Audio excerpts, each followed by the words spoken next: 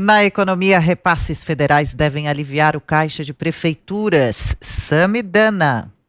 Com o socorro do governo federal para o combate aos efeitos da Covid-19, os prefeitos vão terminar o mandato ou começar um novo, no caso dos reeleitos, com o caixa cheio.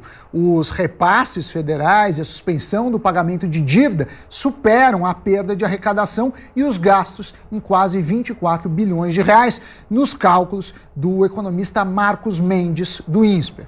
Para garantir recursos no combate à doença, o governo federal repassou 43 bilhões e 100 milhões de reais às prefeituras. Também foi suspenso o pagamento de 7 bilhões e 400 milhões em dívidas. No total, 50 bilhões e meio, que compensaram não só a perda da arrecadação com a epidemia, de 5 bilhões e meio, como os 21 bilhões e 100 milhões dos gastos no combate à Covid. Resultado, um saldo positivo de 23 bilhões e 900 milhões. Desse total, 16 bilhões ficaram com os municípios de maior arrecadação. São Paulo, Rio, Brasília e por aí vai. Dois fatores contribuíram. De um lado, o auxílio emergencial, primeiro de 600, depois de 300 reais, que turbinou a arrecadação dos municípios.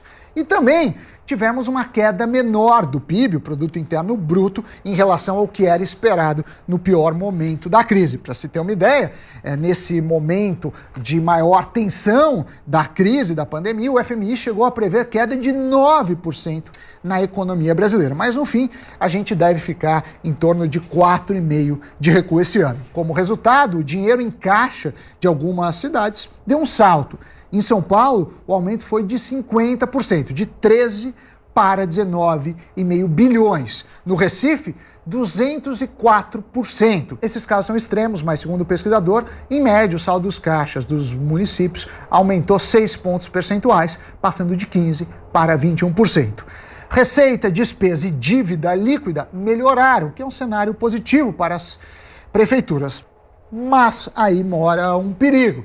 As prefeituras estão em condições melhores para prestar serviço. Por outro lado, as despesas continuam altas e a gente tem que ficar atento. Nesse contexto, não há, por exemplo, como aumentar gastos. Ainda não se sabe para onde vai a crise nem quanto terá de ser gasto com essa subida recente do número de casos. E o risco é uma quebra das prefeituras logo no primeiro mandato, que os prefeitos tenham austeridade fiscal.